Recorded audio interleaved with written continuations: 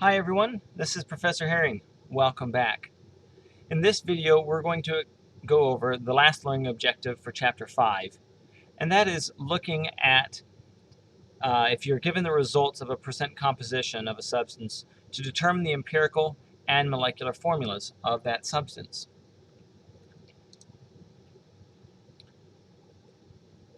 So we talked about how the empirical formula is the lowest whole number ratio for a given molecular formula. And so there should be a whole number multiple that exists between the molecular weight and the empirical formula weight. So here's an example. What's the molecular formula of a molecule with an empirical formula of CH2O and a molar mass of 180 grams per mole? The way that you would do this is by calculating the empirical formula weight, and that is we have one carbon at 12 grams per mole, two hydrogens at 1 gram per mole, and one oxygen at 16 grams per mole. This adds up to be 30 grams per mole. Then, if we take the ratio of the molecular weight to the empirical formula weight, we take 180 to 30 grams per mole, and we get a ratio of 6. Since the empirical formula is CH2O, we need to multiply by our factor of 6, and so we multiply the subscripts each by 6. And something that's important to note is that when there's not a subscript written, it's implied to be a value of 1. So by multiplying everything by 6, we get the molecular formula is C6H12O6.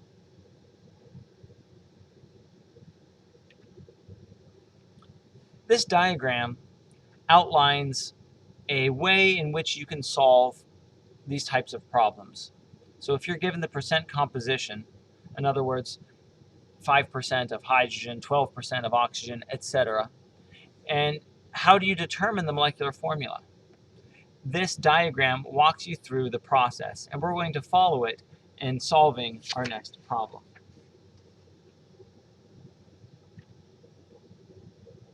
So let's say that we have 200 milligram tablet of ibuprofen, and it's found to contain 75.7% of carbon, 8.8% hydrogen by mass. Ibuprofen is composed only of carbon, hydrogen, and oxygen. We're given the molecular weight of 206.3 grams per mole. And what's the molecular formula of ibuprofen? So the way that this works is we can write out our percentages. We're told that since we consist of carbon, hydrogen, oxygen, we first need to find the mass percent oxygen. And the way that we do this is by finding the percent of mass that is left over. We know that the total percentages of the masses must add up to be 100%. So if we subtract the mass percent of carbon and hydrogen, then we can find that of oxygen. By doing that, we find that we have 15.5% oxygen. We're now prepared to move on to the next step, now that we have all of the mass percents of the different elements. To find the grams of each element, what we need to do is assume that we have some mass. Now, it tells us that we actually have 200 milligrams of tablet, and we could just use 200 milligrams. But there's an easier, simpler way to do it, and that's by assuming that we have 100 grams of sample. And the reason why it makes it easier if we assume there's 100 grams of sample is because the total mass percentages need to add up to be 100%. Therefore, each percentage point is also equivalent to 1 gram. So by doing this, we see that if we have 75.7% of carbon, then that's 75.7 grams of carbon. 8.8% of hydrogen becomes 8.8 grams of hydrogen. And 15.5% of oxygen becomes 15.5 grams of hydrogen. Now, we could have multiplied instead by the 200 milligrams of the sample, and we would have different masses of each of these elements. And the process after that would be the same, but this way we don't have to actually do that separate calculation. And we can just convert the percent to grams. The next step is to go from grams of each element to moles of each element. And this uses the atomic weights of each element based on the periodic table. We need to use these atomic weights to convert from grams to moles. For carbon, when you look at its atomic weight on the periodic table, we get that it's approximately 12 grams per mole. Using the ratio, we then can calculate that we have 12 moles of carbon, or excuse me, 6.31 moles of carbon. What's important when you're setting these up is that your units cancel.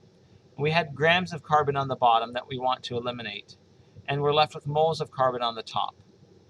And that gets us the moles of carbon. We would repeat this process using the atomic masses or atomic weights of the other elements that are in our compound. Now, the reason why we're calculating the moles of each element is because we need to find the molar ratios.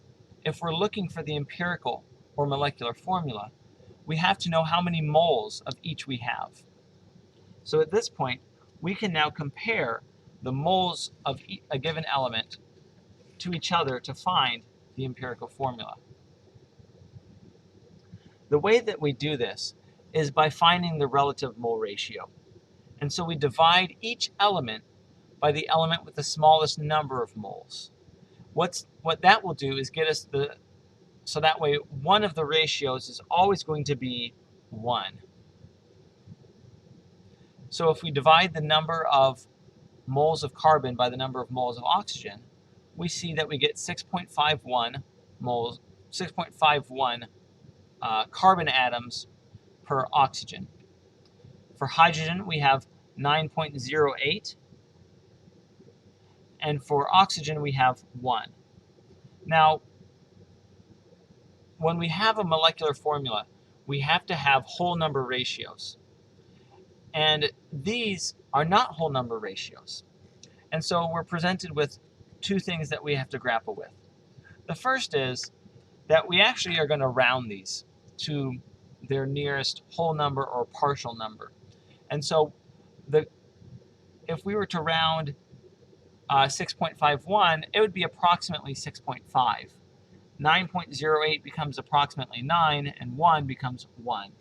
And the reason why we round these is because we know we need to have whole number ratios, and we're going to round to the nearest number.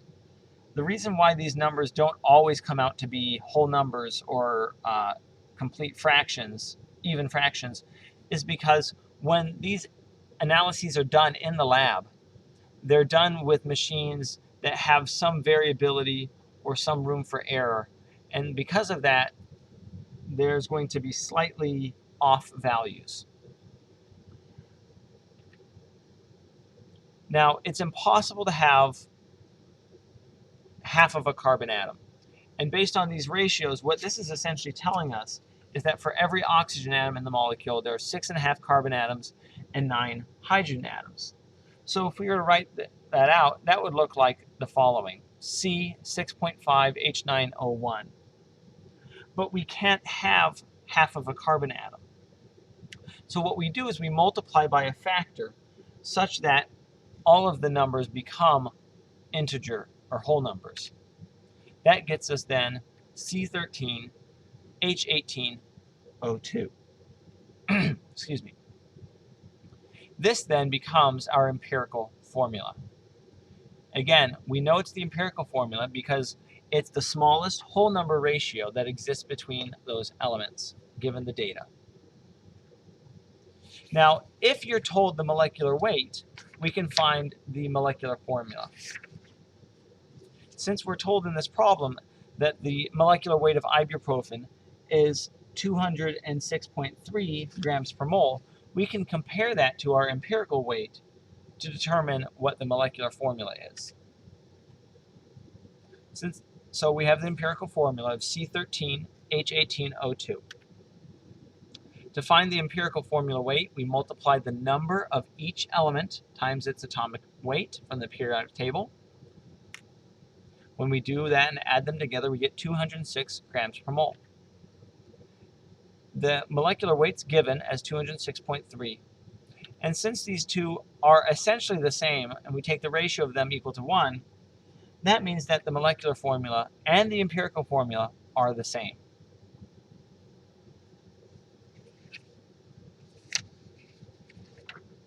The rest of the video is opportunity for you to practice.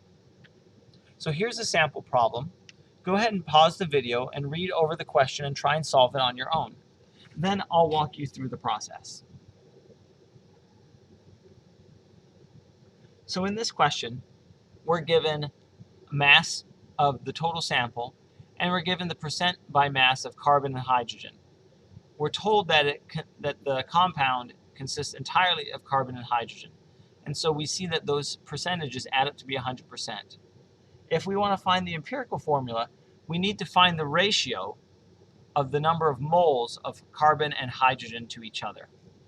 So the way to do this is to start out by writing out the percent by mass of each of the elements. We can arbitrarily assume that we have a 100-gram sample. Again, that's just to make the math easy for converting from percent to mass. When we make that assumption, we can convert those percentages directly to the masses, and so we have the corresponding mass in grams of hydrogen and carbon. To convert to moles, we use the molar mass of each substance, 85.60 grams of carbon. Using the molar mass, we can divide by that to get 7.1293 moles of carbon. Then, using the mass of hydrogen and its molar mass, we see that we have 14.256 moles of hydrogen.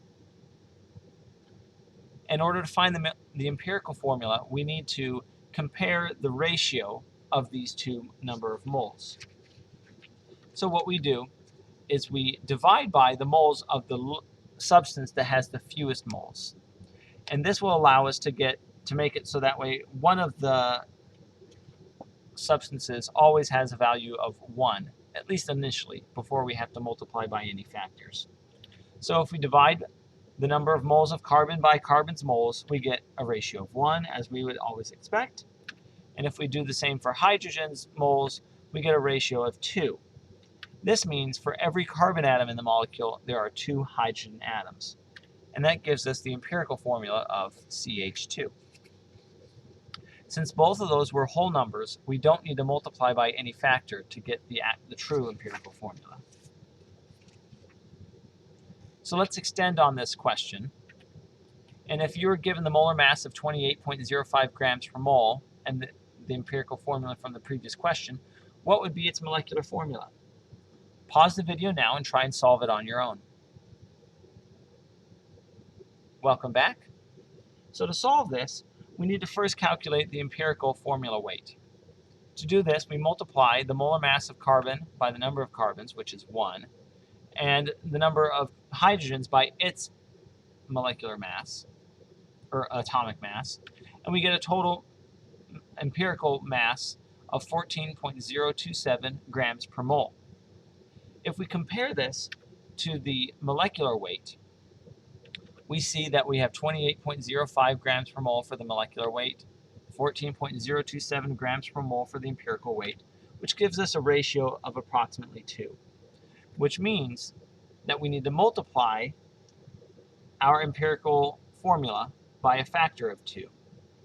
And so CH2 becomes C2H4. That's it for this video. Thanks for watching. If you have questions, please ask on Piazza, come to office hours, or ask in your recitation. Have a good day.